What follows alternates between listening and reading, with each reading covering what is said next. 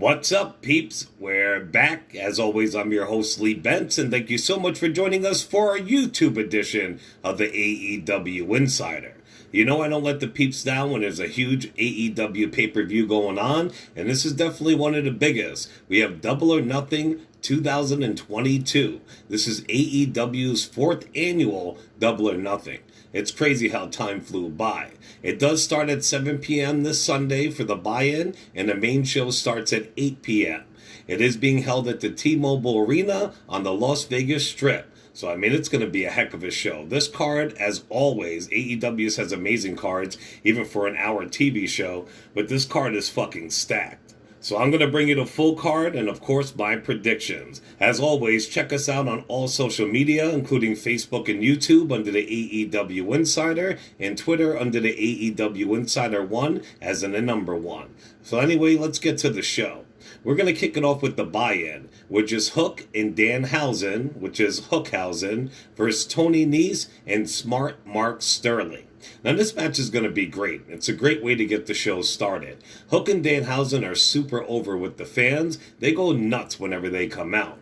Tony Nese is a beast. He was great in WWE, and I hope he gets his rightful shots in AEW. Smart Mark is also a great heel. I love recently how he started putting up a legit phone number that you can call if you were assaulted by a wrestler, if Danhausen put a curse on you, what have you. It's such good stuff. Like I said, though, this match is going to get the crowd hyped for the night. But my picks to win are Hookhausen. There's no way they can lose. Next up, we have the AEW TBS Championship match, which is the defending champ Jade Cargill versus Anna Jay. Now, this is going to be a sleeper match. It probably isn't going to last long, but it should be pretty good. If you ask me, Anna Jay is a huge talent. I thought she was on her way to becoming AEW's women's champ before she got injured well over a year ago. Since her return, they have not done much with her. Jade has improved by leaps and bounds. She is a physical specimen and has gotten better in the ring and on the mic. Even though I'm a big Anna Jay supporter, it's just not her time. So I gotta go with Jade Cargill.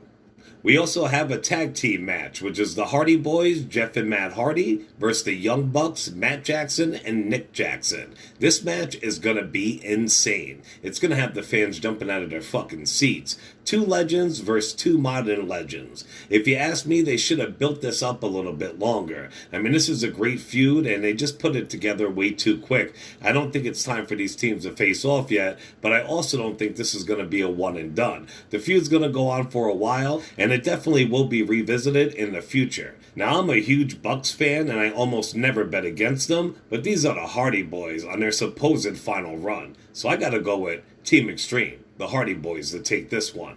Alright, up next we have Darby Allin versus Kyle O'Reilly. Now, this was another match that was just thrown together on Rampage that they put on the card. I'm not complaining though, there's 3 matches that they just put on Rampage, and they're pretty damn good. As I said, though, this match seems like it was just thrown together out of nowhere. They're using the whole O'Reilly attack Sting angle, but that was really no build to it, which there should have been because both these guys are great in the ring. This match is going to be nuts. O'Reilly is a technical wrestler who could choke you out in 2.3 seconds, and Allen is like fucking Evel Knievel in the ring, bouncing around like a pinball, so I have no idea how this is going to go. Everybody will go for Darby, but not I. I roll with the Undisputed Elite, so I'm going with O'Reilly. Next, we have a mixed trios tag match, which is Men of the Year, a.k.a. Ethan Page and Scorpio Sky, teaming up with Paige Van Zant, versus Frankie Kazarian, who's teaming up with Sammy Guevara and his girl Tay Conti. Now, I'm glad they put this match together. The Men of the Year are the shit, and they deserve their rightful pushes. Paige Van Zant definitely needs to work on her mic skills, but she should be great in the ring.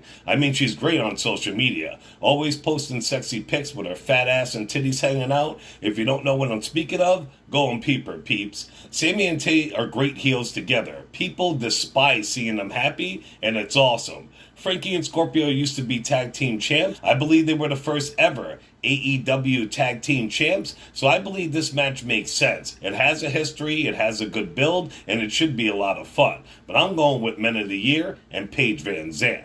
We have a 6-man tag team match. It's a trios match. It's the House of Black, which includes Brody King, Buddy Matthews, and Malachi Black, versus the Death Triangle, which is Pac, Penta Oscuro, and Rey Fenix. Now this is another sleeper match that fans are going to go fucking nuts for. Both of these teams are going to show the fuck out. It's going to be hard hitting, it's going to be fast and brutal, it's going to be so many different styles meshed together, it's going to be amazing. If you ask me, the House of Black needs way more TV time and a bigger push. That Triangle is an amazing stable, but it's no way they're beating the House. Like they say in Vegas, always bet on black. My pick, the House of Black. We have a very, very highly anticipated match, which is MJF versus Wardlow. This match was booked right. They did a great build-up. I wish they had booked the Hardy Boys versus the Bucks this way. They have kept this storyline going for a while now, and every part of it has been interesting. Tony Khan has legit built his first ever superstar in AEW, and that man is Wardlow. If you listen to my show or know me, you know I'm one of the biggest MJF marks on the planet, and I never bet against him, but tonight he has met his match. So it's hard for me to say. But I gotta go with Wardlow. I'm hoping MJF pulls some sneaky stuff and then they screw him and Wardlow's gotta work even more. But I don't know. I just don't see it happening. So, like I said, unfortunately, I gotta go with Wardlow. We have the Owen Hart Foundation's Men's Tournament Final Match, which is Adam Cole, Bebe, versus Samoa Joe. Now, I really wanted Kyle O'Reilly to beat Samoa Joe to be in this match. Even though he and Cole has fought many times before, they always bring it when they do go against each other. I like Joe. He is great. He's a great ROH champ for AEW right now, but he does not need to win this tournament being the champion. Adam Cole is one of my favorites. That dude will be AEW champion very soon. This match is going to be exciting and intense. Joe's going to fucking try to annihilate Adam Cole. He's going to fuck him up. Joe's a beast in the ring, but he's not going to beat Adam Cole, baby. My pick to win, Adam Cole. We also have the Owen Hart Foundation Women's Tournament. It's their final match. We have Ruby Soho versus Adam Cole's real-life girlfriend, Dr. Britt Baker. Now, I really would like to see Ruby win this. She has been in situations like this before in AEW, but she always loses the big one. And it was insane how the crowd turned on her on Rampage this week.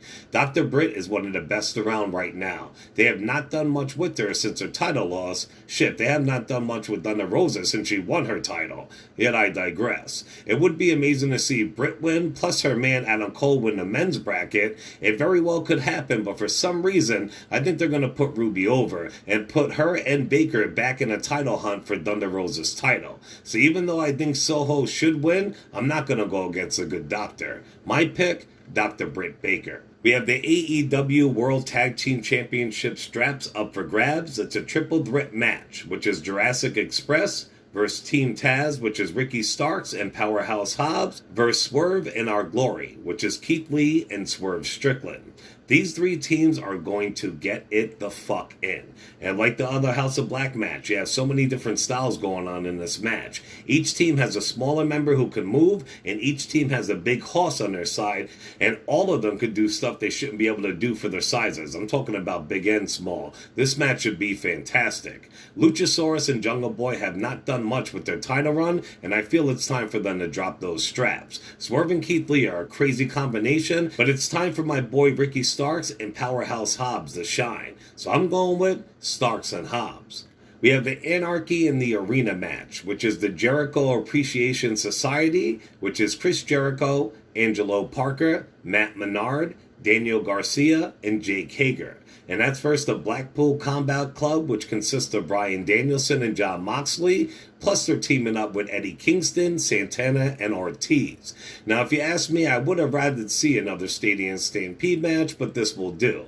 I think Jericho's new stable is fucking awesome, and I can't wait for them to start getting some big wins. The Blackpool Combat Club is fucking something special. That stable just has it all. Eddie Kingston is over with the fans, he's amazing on the mic, and he's a beast in the ring for his size. Santana and Ortiz were great in back in the House of Glory days, and they were good in TNA, but they haven't done much at all in AEW.